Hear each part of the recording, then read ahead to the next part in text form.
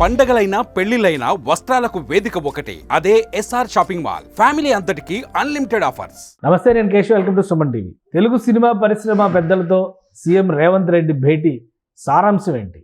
ఇండస్ట్రీని అంతర్జాతీయ స్థాయికి తీసుకెళ్లాలంటే లక్ష్యాలు ఏ విధంగా డిజైన్ చేసుకునేటువంటి అవకాశం ఉంది? ముఖ్యంగా ఈ మీటింగ్ ఇండస్ట్రీ మొత్తానికి రిప్రజెంట్ చేసేటువంటి అంశాలు ఉన్నాయా లేవా? ఈ అంశాలు విశ్లేషించేటువంటి ప్రయత్నం చేద్దాం. మనతో పాటు సీనియర్ జర్నలిస్ట్, ఫిలిం క్రిటిక్ ప్రభు గారు ఉన్నారు. ప్రభు గారు నమస్కారం. నమస్తే. సినిమా ఇండస్ట్రీకి సంబంధించి హైదరాబాద్ని హాలీవుడ్ స్థాయికి తీసుకెళ్తారా, హాలీవుడ్ని హైదరాబాద్కి తీసుకొస్తారా? ఒకేసారి అంతర్జాతీయ స్థాయి వాతావరణం తీసుకురావాలనేటువంటి ఆలోచనతో ప్రభుత్వం ఈ మీటింగ్ నిర్వహించింది అనేది దిల్ రాజు గారు ఇచ్చినటువంటి కన్క్లూజన్. సో ఆ దిశగా మాట్లాడతాం. మిగతా ఏవి మాట్లాడొద్దని ఒక ఆయన ఇచ్చేసారు ఒక కన్క్లూజన్ పూర్తి స్థాయిలో. సో ఏంటి ఆ ప్రయోజనాలు కానీ, ప్రభుత్వం ఆశిస్తున్న ప్రయోజనాలు కానీ, ఇండస్ట్రీ చేయాల్సినటువంటి పనులు కానీ ఏ విధంగా ఉండొచ్చు? అంతర్జాతీయ స్థాయి సినిమాకి హైదరాబాద్ని కేంద్రం చేయాలంటే ఏం చేయాలి? ప్రస్తుతం గత వారం 10 రోజులుగా జరుగుతున్నటువంటి పరిణామాల నేపథ్యంలో సీఎం గారితో భేటీ. దిల్ రాజు గారు అమెరికా వెళ్ళారు. ఆయన రాగానే ఈ సమస్యల పరిష్కారానికి, ఈ గొడవ పరిష్కారానికి సంధ్యా థియేటర్ తాలూకు జరిగినటువంటి వీటికి సంబంధించినటువంటి ఒక ఇది జరుగుతుందేమో అనేటువంటి ఉత్కంఠతో అందరూ ఎదురు చూడటం జరిగింది. అది జరిగితే దానికి భిన్నమైనటువంటి ఒక అవుట్పుట్, దానికి భిన్నమైనటువంటి ఒక మీటింగ్ మాత్రమే వాళ్ళు జరిగింది. యాక్చువల్గా సీఎం రేవంత్ రెడ్డి గారు సీఎంగా ప్రమాణ స్వీకారం చేసిన తర్వాత, కాంగ్రెస్ ప్రభుత్వం అధికారంలోకి వచ్చిన తర్వాత తెలుగు చలనచిత్ర పరిశ్రమ నుంచి ఒక నిర్మాణాత్మక ప్రాతినిధ్యం ఆయనతో వెళ్ళటం కానీ, ఆయన గౌరవపూర్వకంగా మర్యాదపూర్వకంగా కలవటం కానీ, ఏదైనా ఆయనకు ఒక రిప్రజెంటేషన్ ఇవ్వటం కానీ ఇలాంటివి జరగలేదు. ఆ గ్యాప్ అనేటువంటిది ఇండస్ట్రీ దగ్గర పెరుగుతుంది. ఆ పెరుగుతున్న దాన్ని ఎట్లాగైనా పూడ్చుకొని అలాంటి miscommunication, no communication and miscommunication రెండు ఉన్నాయి. ఈ రెండింటిని పూడ్చుకునేటువంటి ప్రయత్నం జరగాలనుకునేటువంటిది మొదటి నుంచి జరుగుతున్నటువంటి ప్రయత్నం. దిల్ రాజు గారు FDC చైర్మన్ అయిన దగ్గర నుంచి. కానీ అనుకోకుండా ఆయన వెళ్ళారు. ఈ లోపల ఈ సంధ్యా థియేటర్ గొడవ అనేటువంటిది ఒక తీవ్ర స్థాయిలో జరిగింది. కాబట్టి ఆ స్థాయిలో ఒక ఫలితాలు వస్తాయని చెప్పి ఇప్పుడు దిల్ రాజు గారు కూడా అదే చెప్తారు. సంధ్యా థియేటర్ ఇన్సిడెంట్ కి దీనికి సంబంధం లేదు. చార్జ్ తీసుకున్నప్పుడే సీఎం గారు చెప్పారు, కలవాలి అని, రెండు వర్గాలని కలిపి కూర్చోబెట్టాలి, మనం ఇండస్ట్రీకి సంబంధించి కొన్ని నిర్ణయాలు. రేవంత్ రెడ్డి గారు కూడా ఆయన స్పీచ్ లో వచ్చిన పార్ట్స్ ని బట్టి చూస్తే ఐటీ, ఫార్మా ఇట్లా ఎలానో సినిమా పరిశ్రమను కూడా మేము అలానే చూస్తున్నాం. రాబోయే రోజుల్లో మేము పూర్తి స్థాయిలో ప్రోత్సహిస్తాం అని చెప్పని మాట. కాకపోతే బెనిఫిట్ షోలు ఉండవు. సో బెనిఫిట్ షోలు ఉండకపోవడం వల్ల, అంటే ఈ బెనిఫిట్ షోలు లేవు అని నిర్ణయం దేనికి తీసుకున్నారు? టికెట్ల రేట్లు పెరగవనేటువంటి నిర్ణయం ఎందుకు తీసుకున్నారు? ఎప్పుడు తీసుకున్నారు? ఏ సందర్భంలో తీసుకున్నారు? అసెంబ్లీలో తీసుకున్నారు. ఏ సందర్భంగా? సంధ్యా థియేటర్ సంధ్య నేపథ్యంలో. ఇప్పుడు ఈ చిత్ర పరిశ్రమ పీకల మీద ఉన్నటువంటి అంశం ఏంటి? ఈ రెండు విషయాలు. ఇది లక్ష్యాలు, ఆకాంక్షలు. సినిమా ఇండస్ట్రీ అనేటువంటి దాన్ని అంతర్జాతీయ స్థాయిలో, హాలీవుడ్ స్థాయిలో దాన్ని పెంచాలి, దాని సామర్థ్యాన్ని పెంచాలనేటువంటిది ఆకాంక్షలు. అది కాదు, సమస్యలు వేరు, ఆకాంక్షలు వేరు. ఈ సమస్య అనేటువంటి దాన్ని అడ్రస్ చేసినటువంటి సందర్భం కనిపించలే ఇప్పుడు. ఈ ఆకాంక్షలు అనేటువంటి ఇప్పుడు కాదు, ఇంకంత అర్జెంట్ అనేటువంటి ఇదేం కాదు. సో జరిగినటువంటి అసలు మెయిన్ పీకల మీద కత్తి రెండింటి విషయాల్లో కూడా ఆయన ఎలాంటి ఇది హామీ ఇవ్వలేదు. నేను ప్రభుత్వం తేల్చి చెప్పేసింది కదా. అసెంబ్లీలో కూడా ఈ రోజు మీటింగ్ లో రేవంత్ రెడ్డి గారు కూడా క్లారిటీ ఇచ్చేశారు.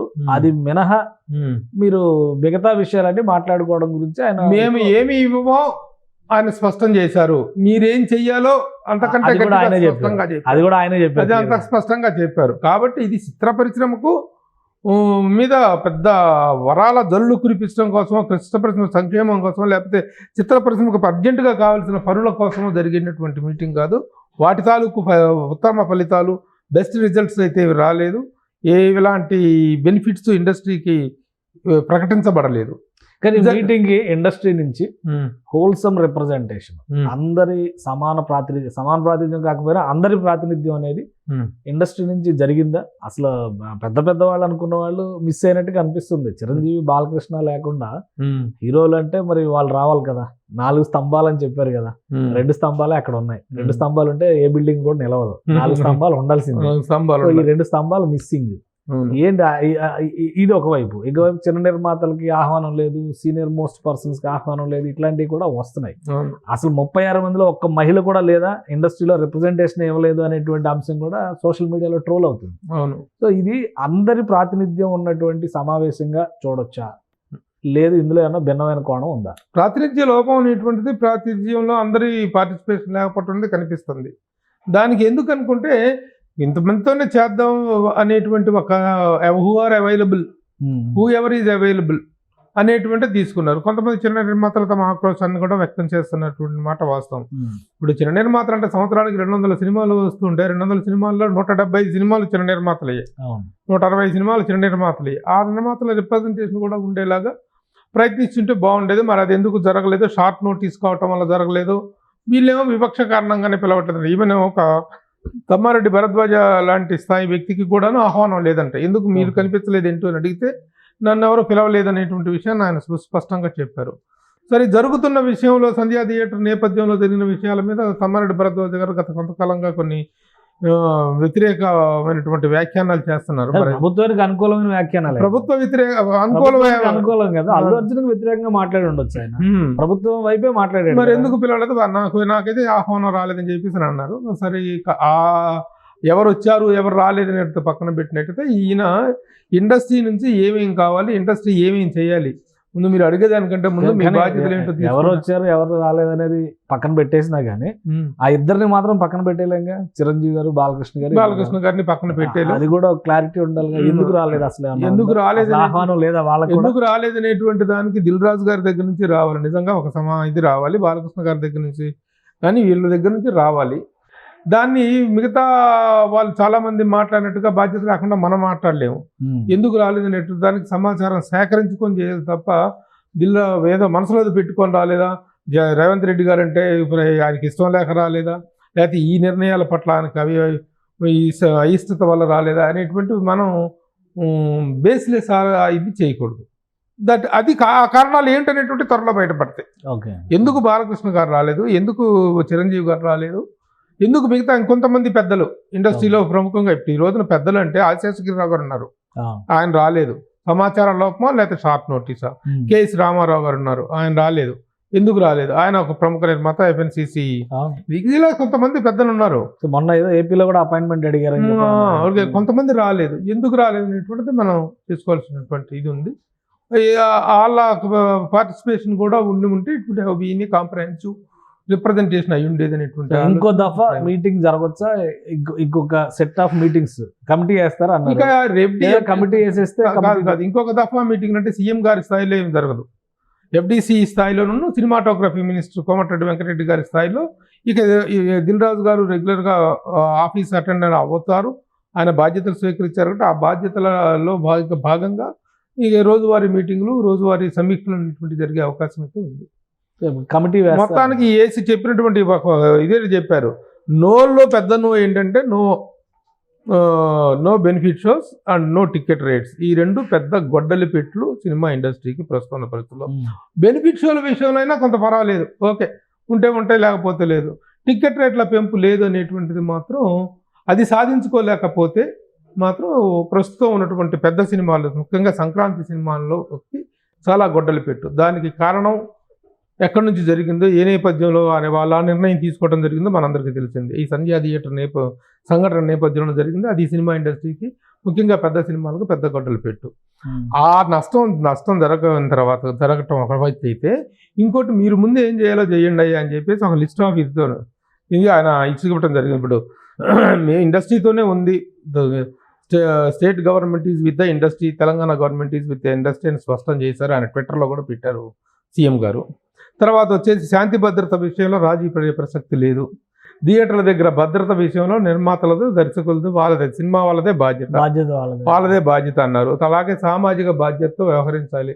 అంటే సామాజికంగా కొన్ని విషయాల మీద మీరు అవేర్నెస్ ప్రోగ్రాములు గవర్నమెంట్ డిజైన్ చేస్తే వాటిల్లో మీరు చేసి సహకరించాల్సిన బాధ్యత ఉంది అనే విషయం ఒకటి స్పష్టం చేశారు. అలాగే మాదక ద్రవ్యాల విషయంలో, అలాగే మహిళల భద్రత విషయంలో కూడా మీ వైపు నుంచి కోఆపరేషన్ కావాలి. మీరు దాంట్లో అంటే బైట్స్ అవి తీసుకుంటారు, లాగా చేస్తారు, అవి కావాలన్నారు. అలాగే ఆలయ టూరిజం, టెంపుల్ టూరిజం ఒకటి, ఎకో టూరిజం ఒకటి. అలాగే వీటితో పాటు మీరు కూడా ఇన్వెస్ట్ చేయండి, ఇన్ఫ్రాస్ట్రక్చరల్గా ఇన్వెస్ట్ చేయండి. సినిమా ఇండస్ట్రీలో నుంచి సంపాదించుకోవటమే కాదు, ఈ సినిమా ఇండస్ట్రీ వాళ్ళు ఇన్వెస్ట్మెంట్స్ కూడా చేయండి. అంటే మామూలుగా పారిశ్రామికవేత్తలకి పిలుపునిచ్చినట్టుగా ఈ సినిమా వాళ్ళకి కూడా ఒక పిలుపునివ్వడం జరిగింది. సో ఇవన్నీ కూడాను ప్రభుత్వం శాసిస్తున్నటువంటి విషయాలు. ఫిల్మ్ ఇండస్ట్రీ నుంచి.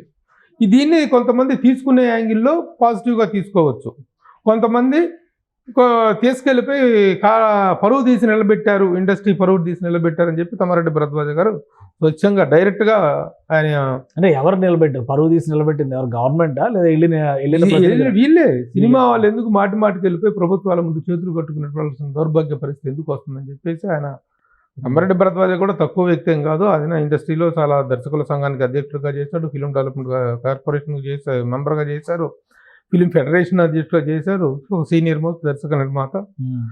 ఆయన ఈ విధంగా మాట్లాడటం జరిగింది. ఆయన గారు చాలామంది ఈ విధంగా మాట్లాడటం జరుగుతుంది. వీటన్నిటిని కలుపుకొని సమన్వయంగా వెళ్ళి ఏది ఎలాంటి ఒక ఇది ఏర్పడుతుంది అనేటువంటిది. అయితే ప్రస్తుతం ఉన్నటువంటి సమయానికి సందర్భానికి ఈ మీటింగ్ అనేటువంటి దానివల్ల వచ్చినటువంటి అవుట్పుట్కి సంబంధం లేదు. అంటే మామూలుగా మీటింగ్ వేరేగా ఒక వారం 10 రోజుల తర్వాత జరిగినా వేరేగా ఉండును. బట్ ఇప్పుడు ఈ హీట్ జరుగుతుండగానే అంటే వీళ్ళు ఏంటంటే నిన్ననే ఆ సంధ్యా థియేటర్ గొడవ నేపథ్యంలో అరవింద్ గారును దిల్ రాజు గారు వెళ్ళి కిమ్స్ హాస్పిటల్ దగ్గర మాట్లాడటం, ఆ తమకు 2 కోట్ల రూపాయల పరిహారం అక్కడే అనౌన్స్ చేశారు కదా దిల్ రాజు గారు, రేపు మీట్ అవుతున్నాం మేమంటే ఆ ఇష్యూ గురించి మీట్ అవుతున్నాం అని అనుకున్నారు తప్ప అసలు ఈ విషయం దీంతో సమస్య పోయింది. రేపు మాట్లాడేటువంటి చర్చ వేరే చర్చ, అది ఇండస్ట్రీ డెవలప్మెంట్కి సంబంధించిన చర్చ అనేటువంటిది రాకపోవటం వల్ల ఏమైందంటే అనేటువంటి స్పష్టత లేకపోవటం వల్ల ఈ విషయాల మీద ఈ ముఖ్యంగా ఈ టికెట్ రేటు వీటి మీద స్పందిస్తారేమో, ఆ మేరకు ఈయన ఒక సానుకూలంగా ఉన్నారేమో, ముఖ్యమంత్రి గారు మనసు మార్చుకున్నారేమో అనేటువంటి ఒక అభిప్రాయం, కొంచెం మెత్తబడ్డారేమో, సీఎం గారు కోపం అందరూ అనుకున్నది అది.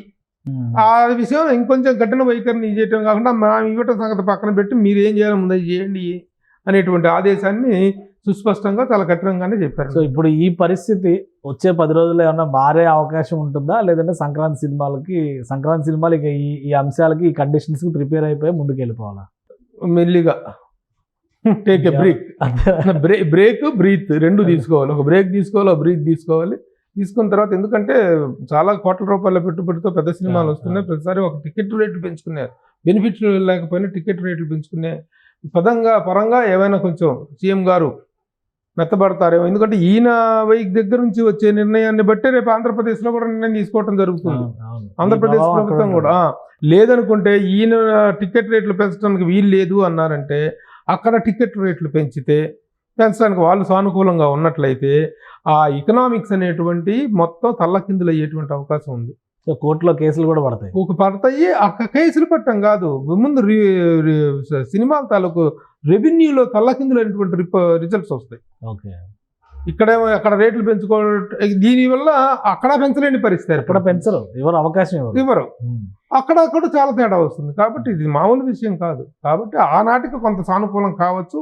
ప్రస్తుతానికి పరిశ్రమ మొత్తం వెళ్ళిపోయి అక్కడ సీఎం గారి దగ్గర yes we are with you sir, no more this thing, అది ఏదైతే మనం అనుకున్నా నో కమ్యూనికేషన్. అప్పుడు రేవంత్ రెడ్డి గారు ఓడిపోతారు కదా అసెంబ్లీలో, అంత బలంగా ట్రోలింగ్ అవుతుంది కదా. రేవంత్ రెడ్డి గారు మొన్న అసెంబ్లీలో చెప్పింది ఏంటి, ఈ రోజు వీళ్ళని పిలిచి కూర్చోబెట్టి మాట్లాడాల్సిన అవసరం ఏంటని ట్రోలింగ్స్ జరుగుతున్నాయి కదా. ఆల్రెడీ స్టార్ట్ అయినాయి, ట్రోలింగ్స్ విపరీతంగా జరుగుతున్నాయి. ఇప్పుడు ఈ చర్చలు, ఇవాళ పొద్దున్న జరిగినటువంటి చర్చల తాలూకు ఆహ్లాదపూరితమైనటువంటి దీన్ని ఆహ్వానించే పరిస్థితి లేదు. చాలా విపరీతంగా ట్రోల్ చేస్తున్నారు సోషల్ మీడియాలో. సో కొన్ని కఠిన పరిస్థితులకి తెలుగు ఇండస్ట్రీ, సినిమా ఇండస్ట్రీ ముందు ప్రిపేర్ అవ్వాలి. కాబట్టి ప్రస్తుతానికి ప్రభుత్వాన్ని అప్పర్ హ్యాండ్ అనిపించుకున్నప్పటికీ తర్వాత ప్రభుత్వానికి సానుకూలంగా ఒక ప్రాధేయపూర్వకంగా ఒక రిప్రజెంటేటివ్ పెడితే ఆయన ఉన్న కొంచెం టికెట్ రేట్ల విషయంలో కన్సిడరేషన్ ఇవ్వచ్చు అనేటువంటి ఆశాభావం ఉంది. అంతవరకు జరుగుతుంది. సేమ్ సీన్ రిపీట్ అయితే అక్కడ జగన్మోహన్ రెడ్డి గారు గవర్నమెంట్ ఉన్నప్పుడు టికెట్ రేట్ల విషయంలో ఒకటే వైఖరి అవలంబించారు, ఇక్కడ పెంచినా కానీ అక్కడ పెంచుకునే అవకాశం లేదు. సో ఇప్పుడు అదే ఆంధ్రప్రదేశ్ ఇటు వచ్చింది, తెలంగాణ అటు వచ్చింది అన్నట్టుగా ఉంది. ఒకవేళ తెలంగాణలో పెంచుకోవడానికి పర్మిషన్ ఇవ్వకపోతే ఏపీలో పెంచుకోవడానికి వెసులుబాటు ఇచ్చే ఛాన్సెస్ ఏమైనా ఉంటాయా, లేదంటే అసలు ఇక్కడే ఇండస్ట్రీ ఇక్కడే ఉంది, ఇక్కడే లేనప్పుడు అక్కడ ఎందుకు ఇస్తారు, ఇచ్చే అవకాశం? అక్కడ ఇస్తే ఇవ్వచ్చేమో.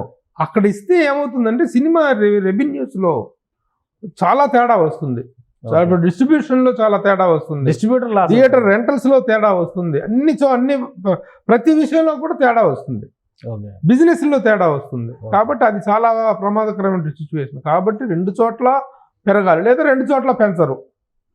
ఇక్కడ ఏదో ఒకటే జరుగుద్ది. కాబట్టి ఆ సానుకూలత అనేటువంటిది పండగ సినిమాల నాటికి ఏర్పడుతుందనే ఆశాభావం అయితే ఉంది. రైట్. థ్యాంక్ యూ ప్రభు గారు. ఇది సినీ ప్రముఖులతో సీఎం ఇంటర్వ్యూ భేటీ అనేది ఫైనల్ కన్క్లూజన్గా సీఎం ఏమనుకున్నారో అది చెప్పడం ద్వారానే ముగిసింది. ఇండస్ట్రీకి కొన్ని లక్ష్యాలను ఇచ్చారు. అంతర్జాతీయ స్థాయిలో తెలుగు సినిమా పరిశ్రమను నిలబెట్టాలంటే ఏం చేయాలో దానికి ఇండస్ట్రీ మొత్తం ప్రిపేర్ అవ్వాల్సినటువంటి పరిస్థితి కనిపిస్తుంది. ఇక టికెట్ల ధరల విషయంలో కానీ, బెనిఫిట్ షోస్ విషయంలో కానీ ప్రభుత్వ వైఖరి కఠినంగా ఉంటుందనేటువంటి సంకేతం అయితే సీఎం ఇచ్చారు. కానీ పరిశ్రమని నష్టాల నుంచి కాపాడుకోవాలంటే ఏదో ఒక విధంగా పరిశ్రమ తరపున మరొకసారి రిప్రజెంటేషన్ చేయాల్సినటువంటి అవసరం అయితే కనిపిస్తుంది. ఎందుకంటే రాబోయే రోజుల్లో సంక్రాంతి సినిమాల రిలీజ్కి ఇండస్ట్రీ ప్రిపేర్ అవుతుంది కాబట్టి ఈ లోపు ఏం జరుగుతుందో వేచి చూడాలని ప్రభు గారు విశ్లేషిస్తున్నారు. ఇది special discussion. Keep watching. Suman టీవీలో మీ పర్సనల్ అండ్ బిజినెస్ ప్రమోషన్స్ కోసం కింది నెంబర్కి కాంటాక్ట్ చేయండి.